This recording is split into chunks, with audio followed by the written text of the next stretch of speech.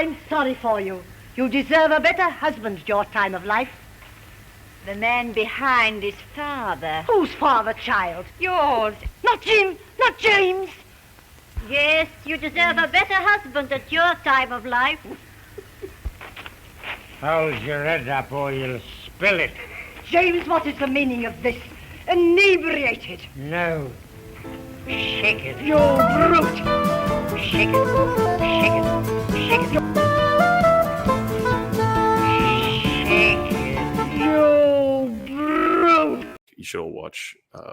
You always hear the excuse, "Oh, we've got to run big immigration program because we've got skill shortages." But the ridiculous thing is, Australia's population has grown by 7.4 million people this century, primarily through this massive immigration that we've had. Now we've never seen growth like that before. That's a hell of a lot of growth in 23 years effectively, and it hasn't solved the skills shortage. Like the federal government in 2002, under the Howard government, they did a parliamentary inquiry into skills, and you had all the same players: the Business Council, the Chamber of Commerce, Australian Industry Group, all the usual rent seekers from the business lobby. Basically said in 2002 that Australia's an aging population, we've got labour shortages, we need to import a whole bunch of migrants. Well, guess what? They got their wish, and we've had the biggest immigration boom since 2005 that the nation's ever had. And we've got worse skill shortages than ever. And all this tells you is that it doesn't work. And the reason why it doesn't work is pretty simple. You can solve one problem. For example, at the moment, we've got this massive housing shortage. The federal government says they want to build 1.2 million homes over 5 years. You've got Buckley's chance of actually doing it. But, we've got labour shortages, material shortages, all that. Okay, let's just say we imported 1 million migrants and they're all builders, right? So we can build more houses. Okay, forget the material side, the land availability, all that. But let's just say, okay, that solves that problem. That's great. You solve one problem. Problem is, those 1 million migrants you bring in, you're going to have children who are going to need schools. They're going to need hospitals. They're going to need road space. They're going to need all the other stuff that people need when you have population growth. All the people servicing, all the infrastructure, everything that go with it. So you're just going to create all these shortages in other areas. So the solution then is, I've got to bring a whole bunch of nurses and doctors to go and fill the hospital and medical shortage that you've created. So we do that. And then we need dentists. Okay, so import them. So you import all these people, and then it just creates, and then you're back to having a housing shortage because you've imported all these millions of people to cover the migrants that arrived last year. And that's effectively what we've been doing for 20 years. We've just been trying to band-aid over, solving a shortage here and a shortage there and whatever, and it's just created shortages in other areas, and we've never actually solved the problem. And that's basically the Australian economy. And the solution is always just to have more immigration. It just creates more problems than it solves. And now by 2050, our population, by 2063, our population's tipped to be over 40 million people. And it's like, well, what are we doing here? Like, why do we have to run it so hard? Why are we doing this? It's been thrust upon us because, somehow talking about this stuff, you're not allowed to talk about it because if you talk about it, you're a racist. And that's basically the excuse. It's like, oh, you must not talk about it. And the housing crisis has nothing to do with this. It's because of, poor government policy. Well, the poor government policy is doing this. Yeah, so he really just destroys. Yeah, well said. He just destroys the arguments of the skill shortage argument. That immigration isn't the cause of the housing crisis because the migrants can come in and they can build more houses for themselves, and so it will all equal out or whatever. We need the immigrants to come in to help with construction. And so on. He's got other articles on his site which talks about how almost no immigrants that come in have anything to do with construction and so on, and how the construction industry is tapped out. And we talk about it a lot. But he's just really good for just knocking down all the arguments of the establishment and beating them back. And as he says, they got nothing left but to just call him a racist. And unfortunately, he isn't a racist. I wish he was, or maybe he is secretly, but he doesn't say anything actually racist, which would be cool. If he's human, he's racist. Have you got that video? Can you send me that? Or is it like inside an article or something?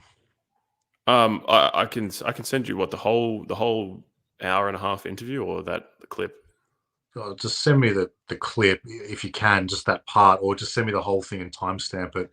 I want to Yeah, chop I'll that up, and people need to see yeah, I that. was thinking of posting the clip on maybe on Telegram or something as well myself. But yeah, Yeah. I'll send it to you. But also the whole thing is good because he goes into so many different dimensions of the issue, breaks it down from many different angles, and it's just full of really good stuff. Uh, Everyone should be following Macro Business and Leith and Onselen himself. He's been going on Sky News a lot lately, and 2GB and a few other things. He's just a brilliant source of counter narrative to the kind of establishment narrative around immigration. He does fantastic work. Just a kind of Well, like no bullshit, cut through the bullshit kind of guy. But the point is that whenever he talks about it a lot. Whenever the Australian people have been asked, "Do you want more immigrants?" they say no. The polls, many previous episodes on this show, we went through all the polls on immigration and how unpopular immigration is. This was a poll from 2019. Does Australia need more people?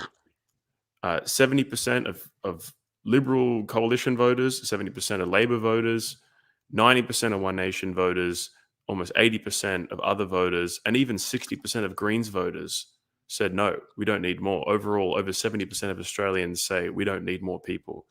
Other polls, and this was in 2019, before we even had a housing crisis. If you did this poll now, the number would be even higher. So we talk about how unpopular the voice referendum is, and immigration, the housing crisis, and so on is way more unpopular. It is the issue. It is the winning issue. If the right was to successfully take up this issue and make it the central issue, they'd win. They'd win the argument. The people are already behind you, and it's not even an argument that's being made in the public discourse yet. Once you actually turn it into a contest, you smoke this argument.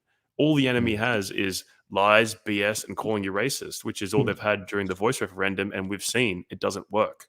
Didn't work for them, exactly. And so we know it won't work again on this. And so this is the message of the show. Immigration is everything in Australian politics. This has to be a single issue. We had at the No rally I was at on the weekend, people are there talking about weird conspiracy theory nonsense about child trafficking and so on. No doubt some of that goes on, but people were talking, spinning all these bizarre conspiracy theories around QAnon style conspiracy theories around that. People were talking about the vaccine and COVID. It's been almost 2 years since the lockdowns have been over. Okay, it's time to move on from all of these other side issues, the distractions, talking about the war in Ukraine, talking about all this shit that doesn't. We need to talk about just immigration. We need to focus entirely upon what's happening to white people, on how our society is being destroyed by immigration. This is the one central fundamental issue, and we need to force the issue widely. All these articles have been written, and I don't know how true it is, how much influence we're really having on the conversation around the referendum. I don't know how much of it is they just want to associate us with the no campaign so that it's more easy to call the no campaign racist. I'm sure that's a large component of it. But a lot of these elite actors seem to think that we've been very influential in the conversation. Let's be influential in the conversation, but about immigration now, because there's no other issue that really should take precedent. This, whether it be the economic aspect of it, the environmental aspect of it, the social aspect of it, the racial, the anti-white racism of it, the fact that it's destroying white power, the fact that it's destroying white political power, white political representation, the white way of life, full spectrum. It's destroying and opposing us in every single way. It is the number one issue by a country mile in Australian politics, and nothing else matters as much as it, because all the other issues are solvable if we maintain a white majority in Australia, if we shut the borders and we wake white people up, we can fix all the other issues. But we can't fix any of these other issues unless we accomplish that first task. So that's really our job, is to push this issue on so many dimensions. Because as I said, if you're a conservative and you want to win elections, you need white people. Otherwise, you're not going to have any voters. If you want to be able to live in a house that you can afford to pay for, you need to stop these immigrants pouring into the country. If you want to get paid well for the job that you do, you're going to need these immigrants to stop pouring into the country. If you care about the environment, you're going to need these immigrants to stop pouring into the country. If you either, number one, don't believe whether you believe in climate change or not, I'm a skeptic on climate change. They're going to try and impose this green energy policy, which is going to jack up your energy bills. If you want it to be feasible to actually afford electricity, you want to stop immigration, right? So to make any of this stuff realistic. So it doesn't really matter like what dimension, what issue it is. If you care about national security, do you want a bunch of foreign nationals with dual loyalties involved in our political process, involved in our political institutions, working as agents of influence for foreign powers in our country? I posted a graphic. Even if you didn't want that, you've got it anyway, right? Yeah, exactly. Like